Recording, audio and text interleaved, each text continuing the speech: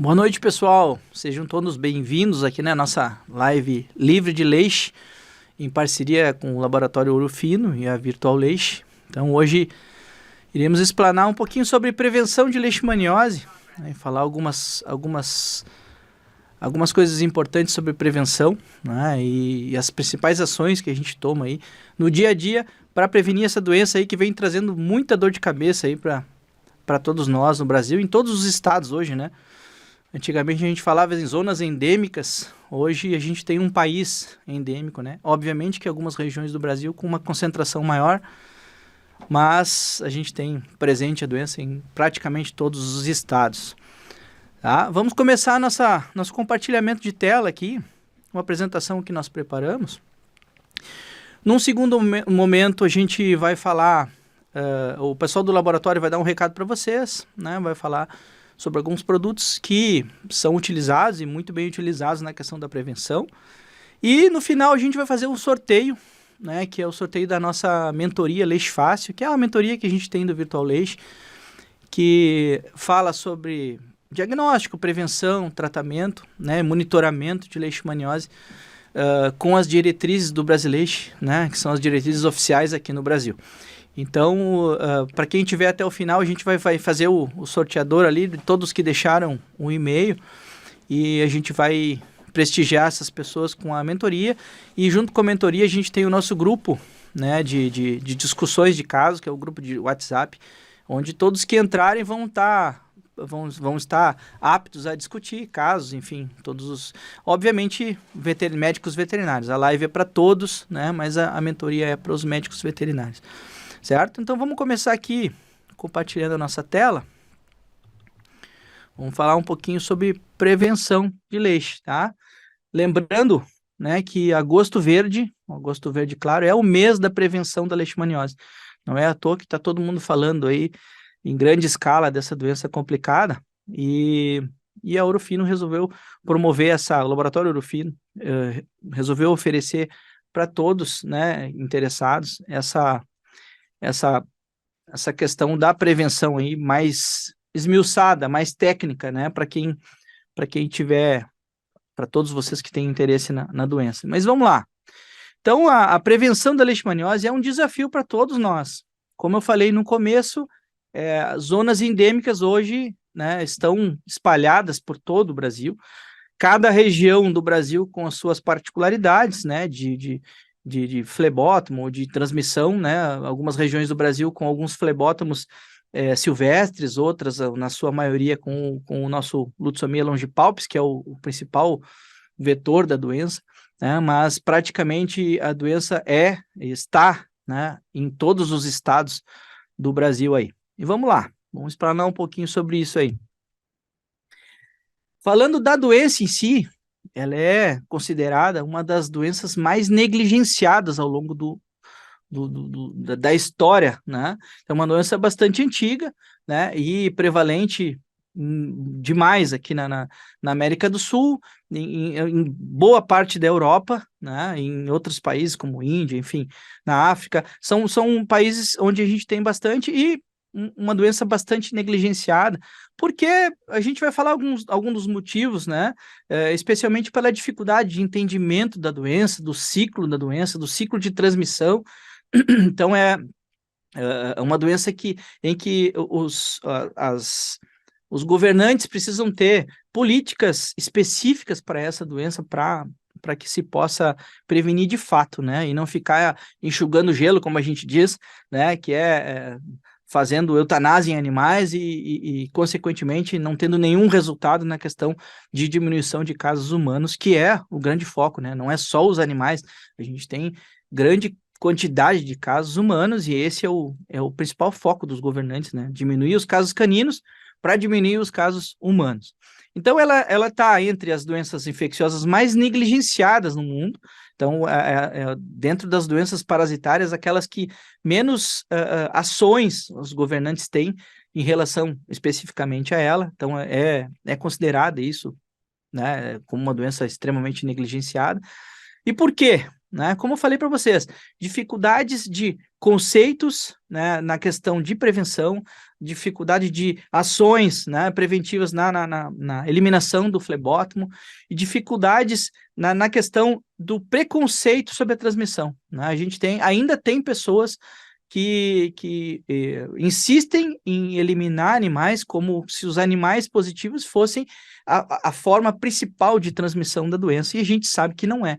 Né? Obviamente, quando a gente fala para um grupo de pessoas, a gente fala para um grupo de pessoas interessadas, né? E que já tem alguma ideia, alguma noção. E essas ideias, elas são extremamente importantes que sejam difundidas para todo mundo, né? Então, a gente sabe que o cão não é o vilão, o cão não passa a doença, o cão é sim um reservatório, porque ele, na natureza, ele deu azar, como eu sempre digo, né? Ela é uma espécie que responde de uma maneira imunologicamente extremamente incompetente, vamos dizer assim, né? Ou competente demais, talvez, dependendo do ponto de vista, com uma imunidade humoral extremamente exacerbada, facilitando com que a leishmania progrida na sua reprodução dentro do organismo dele, né? Sem nenhum tipo de restrição, e aí o cão, né, por ser um animal muito próximo do ser humano, servir de reservatório para a gente poder, para ele poder ser considerado como o principal reservatório, tem essa particularidade na imunidade dele aí,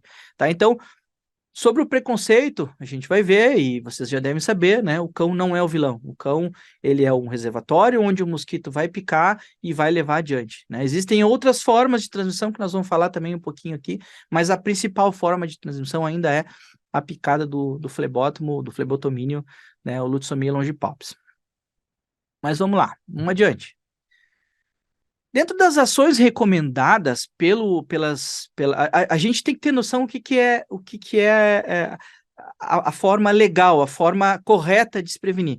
Essa forma correta, ela vem com um embasamento científico e ela é colocada pelos governantes, especialmente o Ministério da Saúde, Conselho Federal de Medicina Veterinária, porque ela é uma doença extremamente importante para a saúde pública. A gente sabe que pessoas ao redor do mundo morrem, né, e morrem com falta de diagnóstico, porque o diagnóstico da leishmaniose humana é bastante complicado, os sintomas clínicos em humanos são bastante inespecíficos, então, por ser uma doença negligenciada, uma doença com sintomas muito inespecíficos, muitas pessoas acabam morrendo da doença e muitas pessoas acabam morrendo sem diagnóstico, que é pior, né?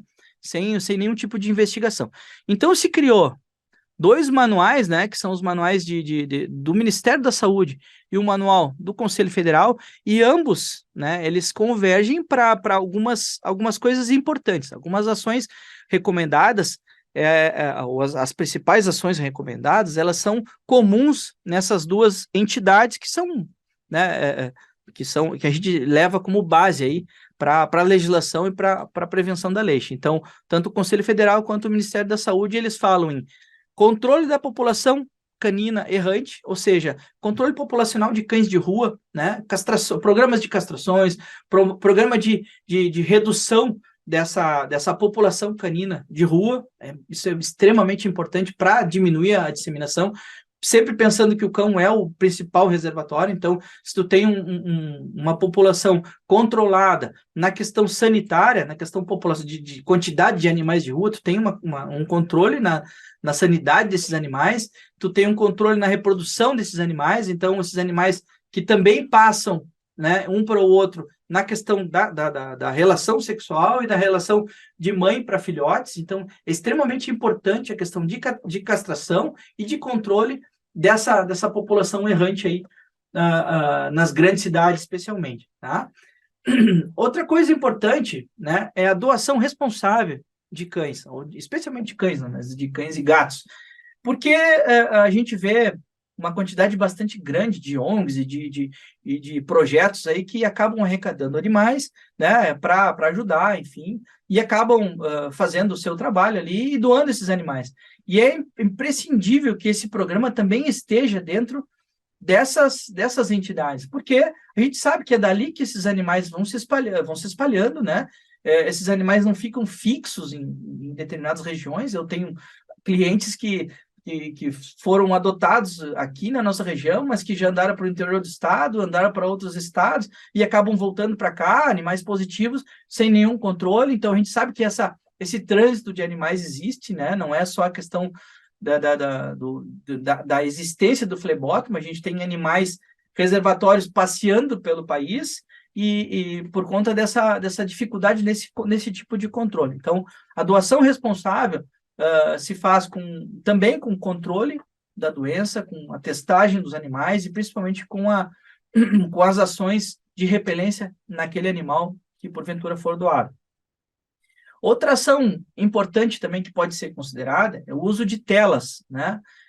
Sempre lembrando que as telas que são compatíveis com o Lutzomia longipalpis ou com os flebótomos silvestres que possam transmitir a leishmaniose, são telas bastante pequenas, né? Porque a dimensão do flebótomo é bastante... ele é um mosquito de dimensões bastante pequenas, né? Então, isso leva a gente a entender que não é qualquer tela que a gente pode usar nas janelas para prevenir a leishmaniose. A gente tem que procurar uma tela que seja uma micragem bastante pequena, tá? E também é uma das maneiras da gente prevenir. E a principal forma, né, que a gente sempre fala, repete, é o uso de coleiras impregnadas com deltametrina 4%. Essa recomendação não é da nossa cabeça. Isso tem nesses dois guias que eu citei para vocês aí nesse slide, tanto na questão do Conselho Federal quanto na questão do Ministério da Saúde, eles colocam como principal forma de prevenção o uso de coleiras repelentes, né? Até porque a coleira ela tem uma ação um pouco mais longa, né, que os produtos Spot-On, e tem essa questão da facilidade de andar com o animal ali e se espalhar pela pele e acabar fazendo a repelência adequada. Então, as coleiras recomendadas, tanto por Ministério da Agricultura, Ministério da Saúde e Conselho Federal de Medicina Veterinária, coleiras impregnadas com deltametrina, né? Algumas delas com algumas outras associações, né? Para a questão de pulga, carrapato, enfim. Mas para a questão do flebótomo, a coleira com deltametrina ainda é a principal recomendação de prevenção pelos órgãos oficiais. E aí, assim, não são só os órgãos oficiais que falam isso, né? Os órgãos oficiais, eles largam as suas diretrizes baseadas em evidências científicas. E aí, eu trouxe alguns exemplos, né, de publicações, né, na questão da coleira de deltametrina, como principal forma, né, e vários estudos comprovando a eficácia, né, acima de 90%, né, da repelência e da funcionalidade da repelência da coleira na questão da prevenção da leishmaniose canina, né? Falando em cães especificamente, né? Até porque a deltametrina não é recomendada para gatos. Então, esses trabalhos que eu vim citar são evidências científicas, né? De embasamento, que servem de embasamento para nós veterinários, mas especialmente para aqueles órgãos oficiais poderem recomendar e explicar para a população quais são as bases que eles usam para poder recomendar esses produtos aí de maneira correta e segura, né? E vamos adiante. Uma dúvida bastante grande que as pessoas nos trazem, tanto no nosso canal ali ou no próprio WhatsApp, tá bem, doutor, como prevenir se não se tem uma vacina no mercado? O que a gente deixa bem claro sempre nas nossas apresentações é que a forma principal de prevenção de leishmaniose sempre foi e sempre será a repelência do flebótomo. O foco é sempre do flebótomo, né?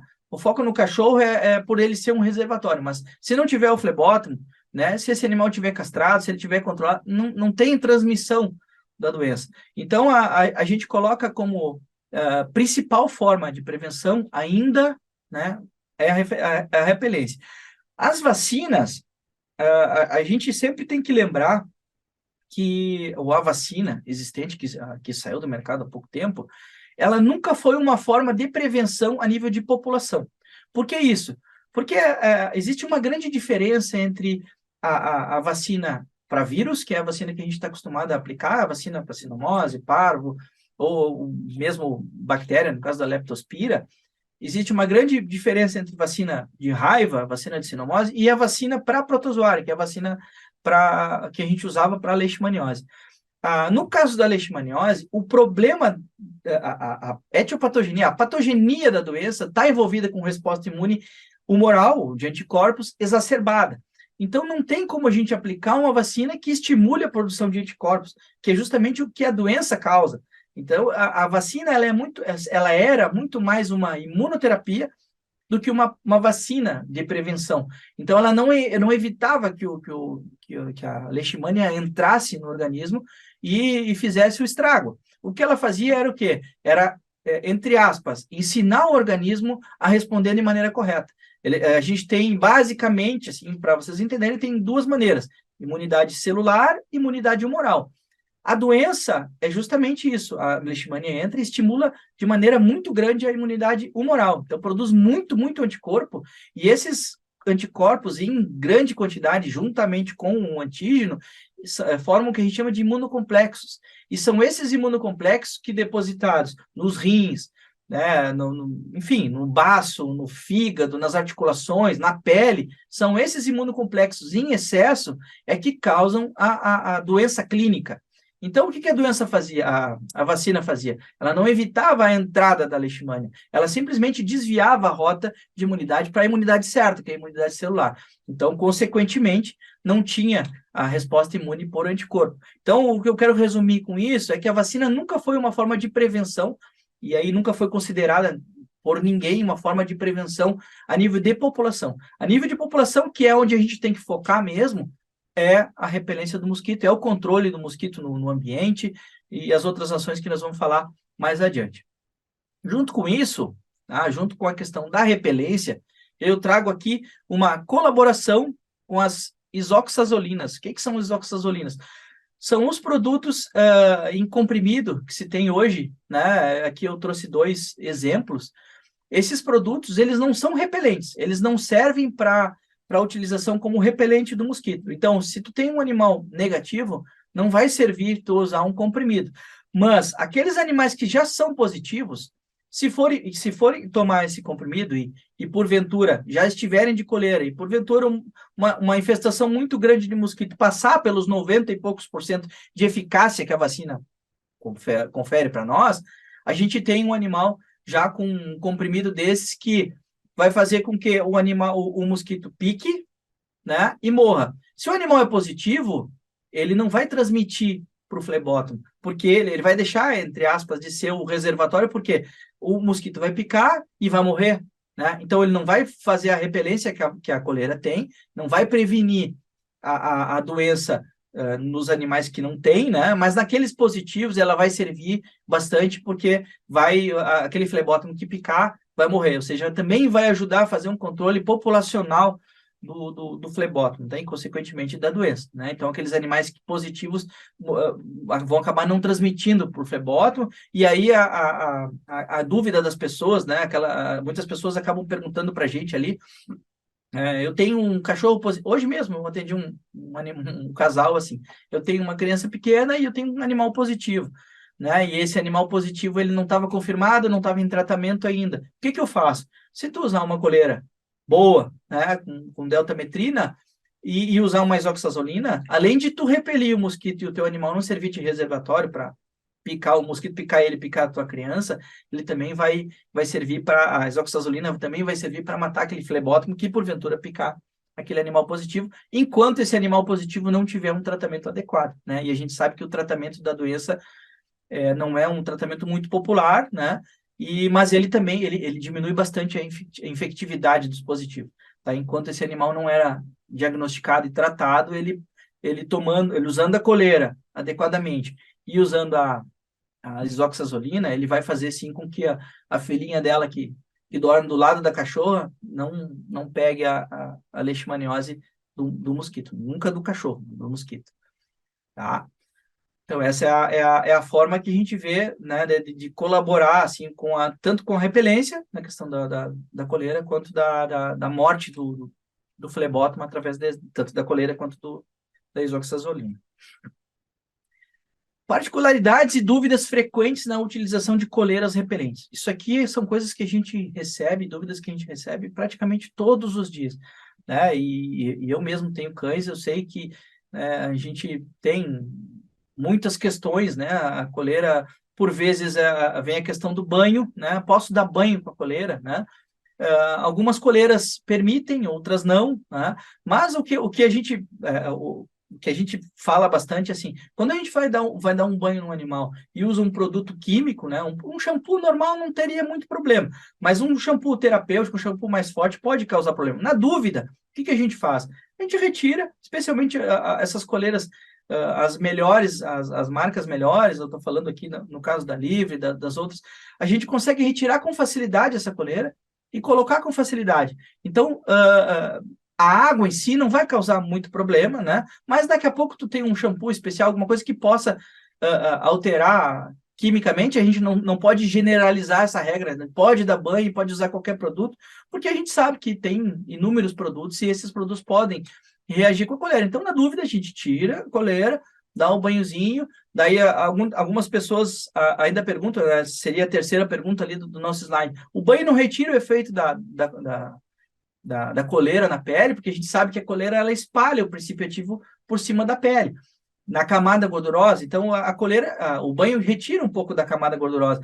Mas a gente também sabe que o banho ele é inimigo do mosquito também. O flebótomo ele tem predileção por animais que não são banhados, animais que não têm uma limpeza muito adequada. Ou seja, a gente dá um banho no animal e o mosquito não apetece muito para o mosquito picar aquele animal que está limpinho, né? Então, se algum efeito pequeno do princípio ativo da coleira sair logo após o banho, a gente recoloca a coleira e com um animal limpo, naquele período, a coleira vai fazendo efeito. Ou seja, não tem nenhuma perda em retirar a coleira, dar um banho no animal e recolocar a coleira. Né? Então, de uma maneira geral, a água em si não causa problema, né? Se isso responde à pergunta, mas como a gente não tem certeza do que vai ser usado de produto, a gente não recomenda que esse produto químico, ou shampoo, seja lá o que for, seja usado com a coleira no local, tá?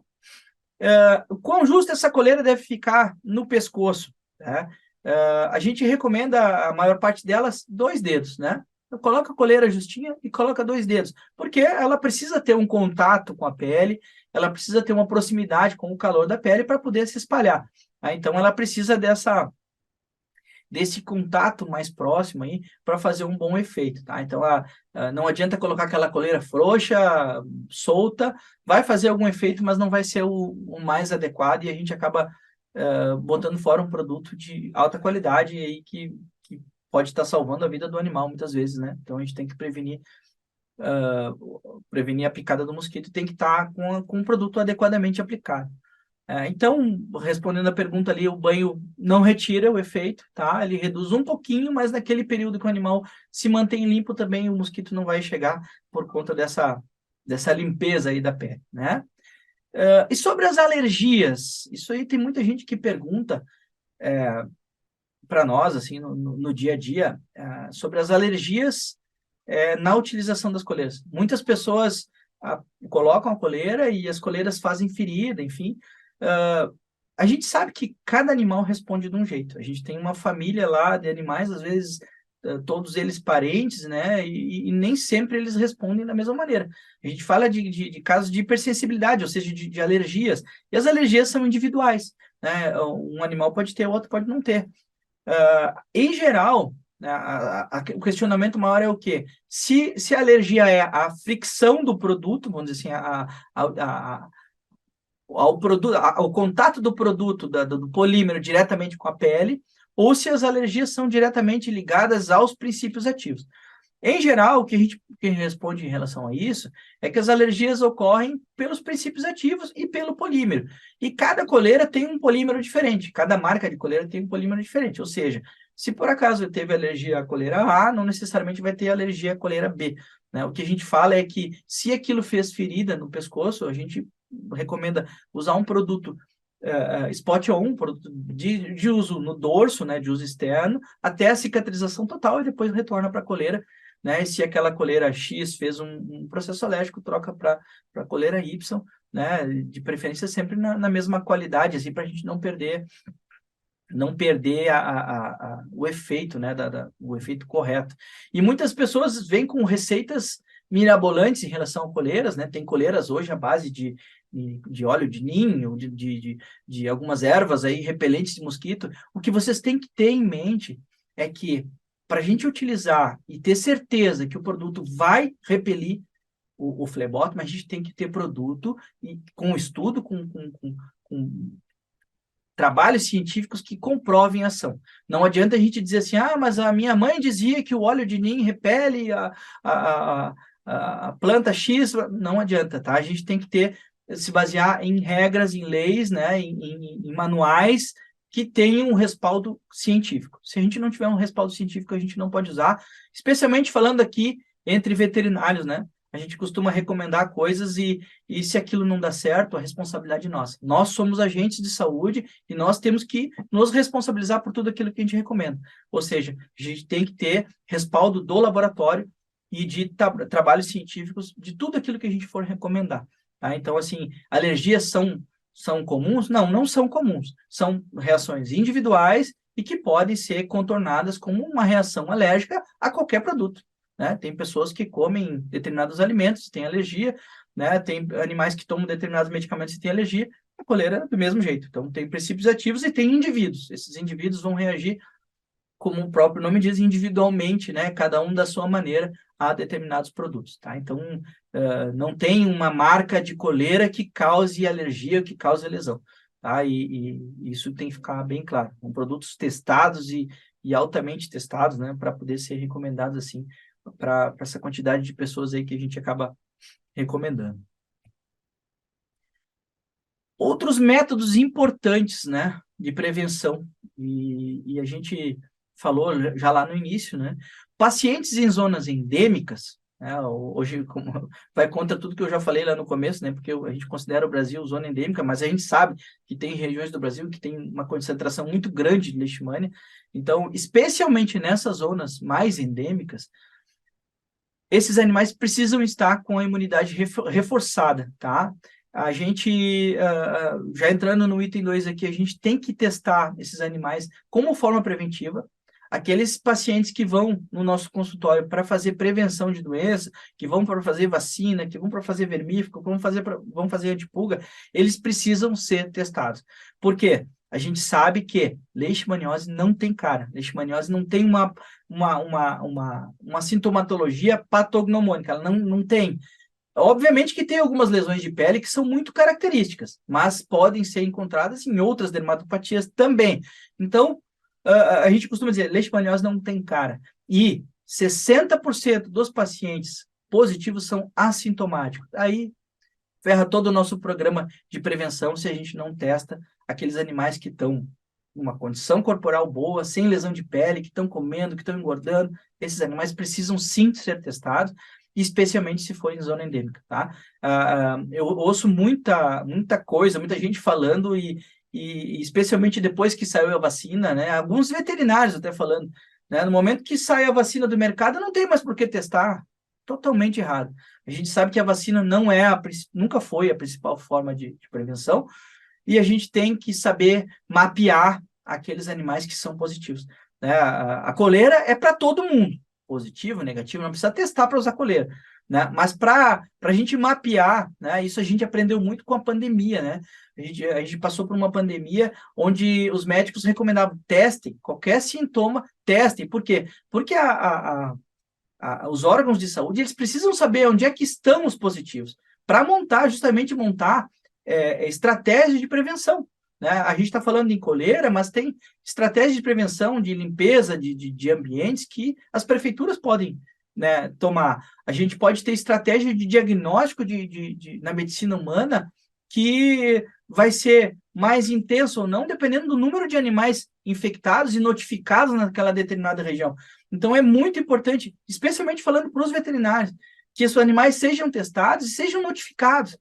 Aqui na nossa região, nós tivemos uma reunião há pouco tempo atrás com a prefeitura e as autoridades de saúde falando que nós não temos animais, não sei os que eu acabava notificando, não temos animais notificados, e todos os veterinários presentes dizendo que tinham casos positivos, ou seja, a gente como veterinário tem que agir como agente de saúde, e agente de saúde tem que notificar para a vigilância sanitária, para que exista realmente uma vigilância em saúde, para que as autoridades entendam que tem um aqui, outro ali, quantos tem nesse bairro, quantos tem naquele outro bairro, quantos estão em tratamento, quantos morreram, quantos foram eutanasiados, quantos assintomáticos, porque esses animais, mapeando esses animais, a gente consegue dar foco em determinadas regiões, dar foco em métodos de prevenção.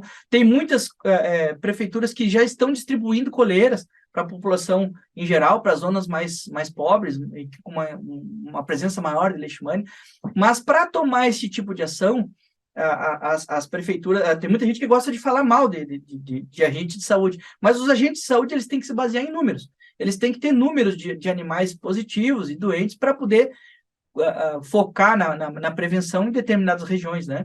Então, para isso, a gente precisa testar, não adianta deixar para testar só aqueles animais clinicamente suspeitos, a gente tem que testar todos. Então, animal que vai vacinar em região endêmica, seja uma vez por ano, seja 2 vezes por ano, né? Tem pessoas que recomendam 2 vezes por ano, mas que seja uma vez por ano.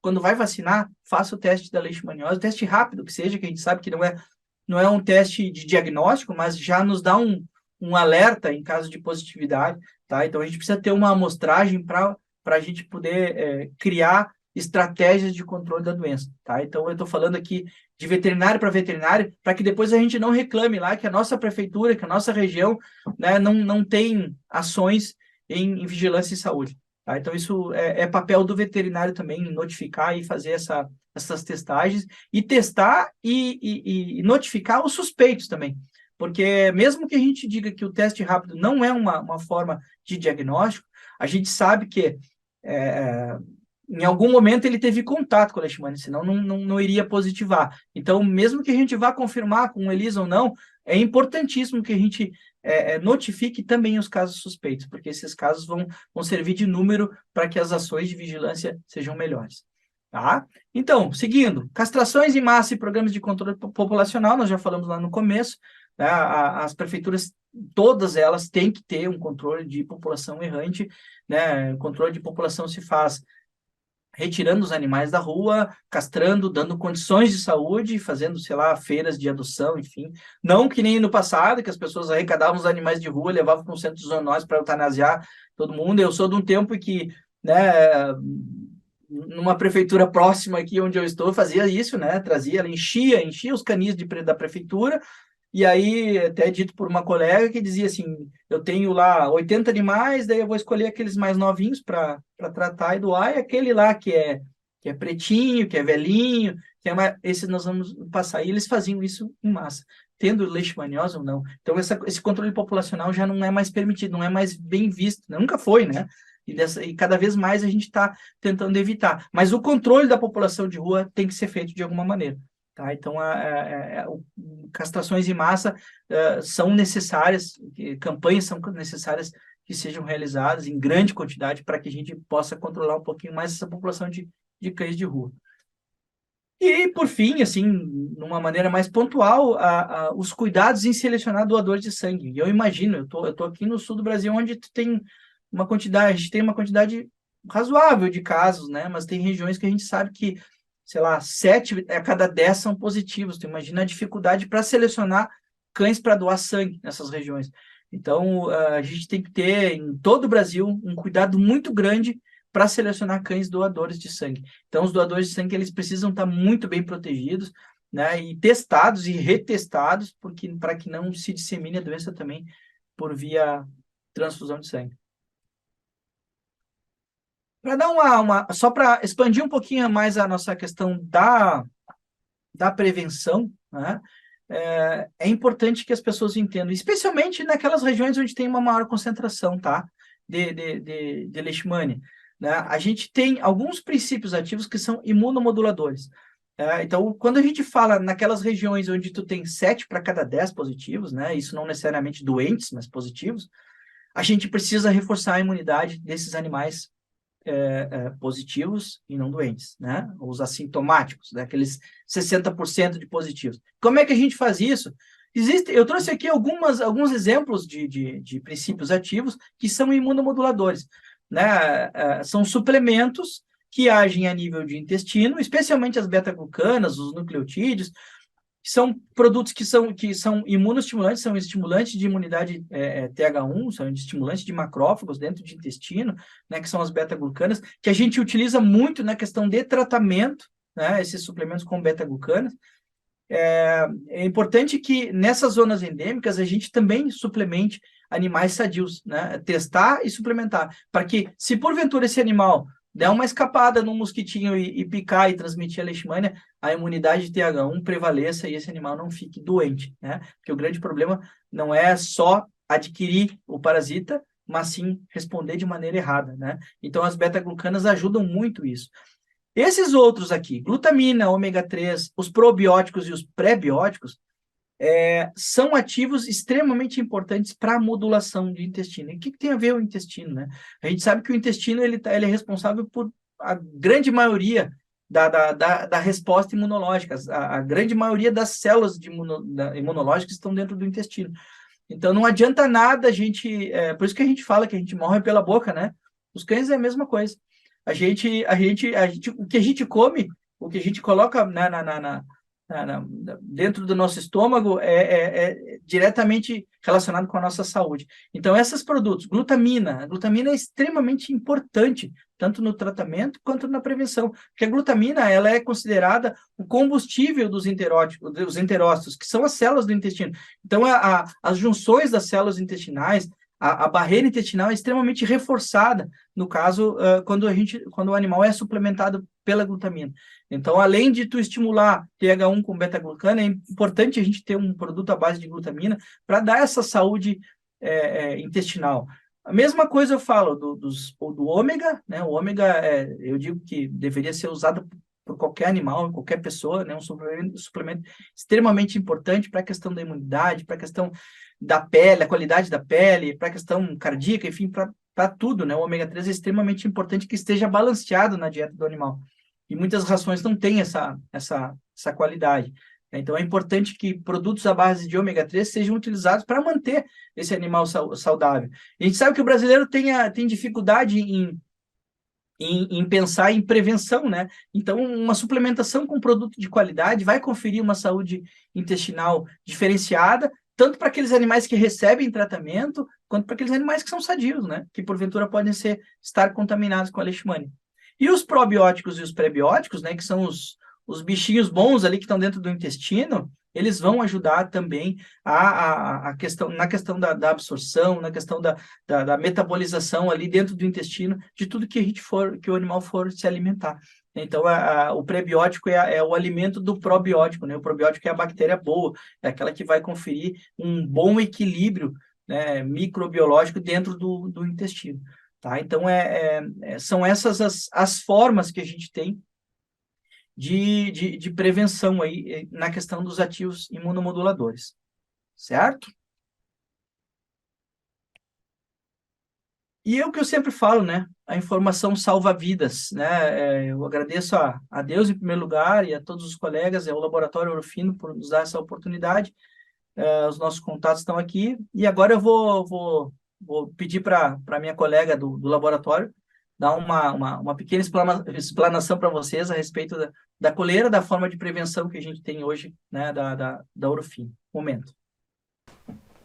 Boa noite. Primeiro eu quero agradecer ao Tiago pelas informações passadas, informações de fundamental importância para a saúde pública, já que a leishmaniose é uma zoonose. Vou me apresentar, eu sou a Marina, sou consultora de demanda do Laboratório Ouro Fino. E eu vim trazer para vocês algumas informações sobre 2 produtos que eu selecionei que vão colaborar para prevenção, mas também para o cuidado, né, do animal doente ou em tratamento contra a leishmaniose. Então, a coleira livre é uma coleira indicada para cães. Ela tem 2 apresentações, de 48 centímetros e de 63 centímetros. E ela é impregnada com a deltametrina 4%, um princípio ativo que é recomendado pelo Ministério da Saúde, pela Organização Mundial de Saúde, como um componente das coleiras que repelem e previnem a leishmaniose, e o Propoxur 12%, que colabora no controle das infestações por pulgas e carrapatos. A duração da coleira é de 6 meses, então é uma longa ação, tá? E a deltametrina, ela vai, além de repelir o mosquito palha, ela também mata o mosquito. Então, ela ajuda a colaborar também na manutenção do ambiente, né? Reduzindo a quantidade dos flebotomínios, né, no ambiente. Tá? E o outro produto é o Imunes, um produto relativamente novo na linha da Ouro-Finos, né? Entrou para a nossa família de suplementos. O Imunes são snacks recomendados para cães.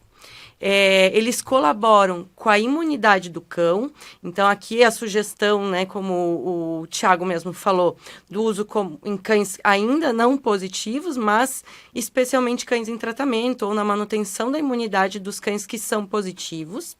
Ele contém aminoácidos como a glutamina, vitamina C, vitamina D3, beta-glucanos, probióticos e MOS, que a gente viu a importância deles como imunomoduladores. A apresentação é em tabletes mastigáveis, altamente palatáveis, podem ser fornecidos como um petisco mesmo para o animal, porque ele é muito aceito. E a dose que a gente recomenda é de um snack para cada 10 quilos de peso corporal. É isso, pessoal. Mais informações vocês podem seguir o Instagram da Ouro-Fino, que é o Ouro-Fino Pet, e também o site da Ouro-Fino, ourofinopet.com. Agradeço a participação de todos e agora eu vou chamar de volta o Thiago.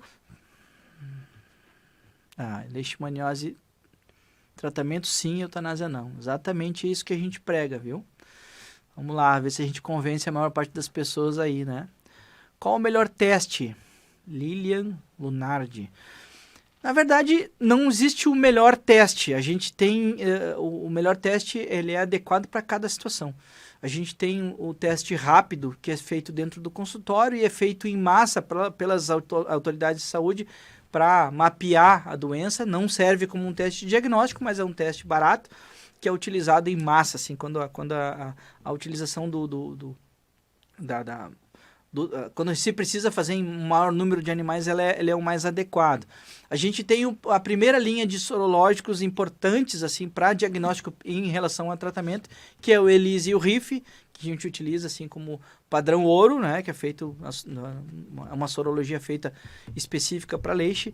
E a gente tem alguns testes que a gente chama de testes provas parasitológicas, que é a citologia e os PCRs, né? Cada PCR tem uma finalidade. A gente tem o PCR quantitativo, que avalia a carga parasitária, e o PCR qualitativo, que é aquele que dá o positivo ou negativo, né? Sempre lembrando que a principal amostra que se utiliza para teste de PCR é a amostra de medula óssea, tá? Então, fala mais sobre os exames diagnósticos. Como a gente está falando em prevenção, né? Aqui respondendo para a Kênia, né? Quando a gente fala de prevenção e a gente fala de testagem, né, a gente fala de teste rápido, tá? Existem testes rápidos de imunocromatografia e existe teste rápido de ELISA, tá? Então, o ELISA é sempre mais confiável, tem um precinho um pouco mais caro, mas ele é mais confiável. Então, quando a gente fala em testar todos os anos, a gente fala especialmente em teste rápido. Por que o teste sorológico não pode ser feito? Ele pode ser feito, mas ele é um teste um pouco mais caro. Então, para fins de rotina, a gente acaba focando nos testes rápidos, como um teste de triagem, e depois a gente aprofunda um pouco mais o diagnóstico quando se tem algum positivo, né? É indicado castrar uma cadela que tenha leishmaniose controlada. Adricélia Lima. Eu sou meio suspeito para falar, né? Eu sou o cara que preconiza castração para quase todos os meus pacientes, tá? Então, a leishmaniose é transmitida por relação sexual, a leishmaniose é transmitida por via transplacentária. A gente sabe que controle de população é feito com castração, não tem outra maneira. Especificamente no teu caso, tu pergunta de um animal controlado, né? Quanto menos variáveis a gente tiver na questão imunológica, né? A gente sabe que um cio tem a ver com isso também, né? Mais retilínea vai ser a vida e a prevenção de doenças nesse animal. A gente sabe que cadelas não castradas tem uma tendência a fazer ter problema reprodutivo, né? Sejam gestações inadequadas, ou sejam infecções uterinas, ou as piometras, né? E a gente sabe que a piometra também, por ser um processo inflamatório, acaba sendo um processo inflamatório sistêmico que também afeta os rins. E quando tu fala em um animal controlado, a gente tem que controlar a cada 4 meses a função renal, porque a gente sabe que a leishmaniose é uma doença que afeta a função renal, especificamente mata por função renal alterada. Então a gente tem que poupar ao máximo a função renal. E a castração evita alguns tipos de problemas. Assim como a função da profilaxia dentária, né? Que também é outro problema muito pouco... se dá muito pouca importância, de uma maneira geral, à saúde bucal, né? E a gente sabe que a saúde oral é de extrema importância para manter também os rins de maneira adequada, porque é um processo inflamatório crônico que acaba afetando os rins, né? Então, eu sempre recomendo a castração do animal controlado, desde que tenha condições hematológicas e bioquímicas para fazer tal procedimento, né? Domperidona ainda está sendo usada no tratamento? A pergunta da Kênia de novo. Sim, a domperidona é a principal droga imunomoduladora utilizada nos protocolos preconizados pelo Brasileiro. Tá? Então é uma droga que dentro de um combo não é uma droga para ser utilizada como monoterapia, nunca, mas ela é uma droga para ser utilizada por um período curto como imunomodulação, né? Que a gente sempre fala que o tratamento da leishmania tem um tripé: imunomodulação, e a gente entra com a imunomodulação na domperidona, na beta-glucana, que a gente acabou de falar ali no suplemento, né? E algumas outras imunoterapias, né? Que no caso era a vacina antigamente, agora tem algumas outras formas de imunoterapia aí. Outro parâmetro do tripé são as drogas leishmaniostáticas, né? E a mais usada é o alopurinol, e a droga leishmanicida principal hoje e única droga liberada para tratamento, que é a miltefosina, o milteforam. Então, esse tripé, não existe um tratamento com essa ou com aquela droga, é um combo, né? E esse combo ele faz parte de uma possibilidade que nós veterinários tivemos a partir de 2016, que foi a legalização do tratamento. Pensa que nós, veterinários mais antigos, até 2016, não podíamos tratar essa doença, né? Se falava muito pouco em prevenção, hoje muito mais, né? Mas muito mais se trouxe o assunto da prevenção depois que o tratamento foi liberado. Então, pensa que a gente tem que seguir uma regra, porque até pouco tempo atrás nós não podíamos. Quando se fazia diagnóstico, a gente tinha que recomendar a eutanásia sempre. Era a única forma de a gente lidar com a doença.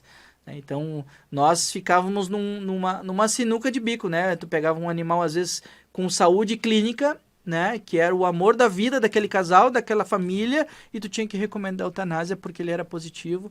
E, às vezes, com um teste não muito convincente, não se tinha muita explicação sobre o que era certo e o que era errado dentro do diagnóstico. Depois do tratamento, além da gente poder salvar mais vidas, a gente conseguiu entrar um pouco mais nessa ciência à parte na veterinária, que é a questão da leishmaniose, né? Então, o diagnóstico, esmiuçar bem essa questão do diagnóstico para a gente entender o que é um animal positivo, o que é um animal contactante, né? Mas, acima de tudo, que todos contactantes, positivos, negativos, seja lá o que for, tem que estar preparado com a questão da prevenção, e hoje o encoleiramento é a principal forma de prevenção. Mais perguntas aqui. Prevenção de leite para felinos. Infelizmente, só temos uma coleira hoje no mercado que é preconizada. E mesmo assim não se tem em bula, né, a prevenção da leishmaniose. Os gatos eles estão muito prejudicados hoje no Brasil. Nós não temos a aprovação de nenhum produto em bula para utilização em gatos. Nem para tratamento e nem para prevenção. Marbofloxacina ainda não foi autorizado? Não foi. Quênia não foi autorizado. Existem inúmeros trabalhos, aí vem a questão das contestações, né? Tem trabalhos, tem pesquisadores altamente capacitados testando isso, mas na questão da legal do tratamento da leishmaniose ainda não é uma droga que pode ser usada como droga principal leishmanicida no tratamento. Certo? Deixa eu ver se eu esqueci alguma questão aqui. Certo, pessoal? Então, agradeço a presença de vocês, parabéns aos contemplados, aí nós vamos entrar em contato com vocês para passar o acesso aí, e vamos esmiuçar um pouco mais essa questão do tratamento. E vamos lá, vamos estreitar essas relações ali. Parabéns aos contemplados e muito obrigado pela presença de todos nessa noite aí.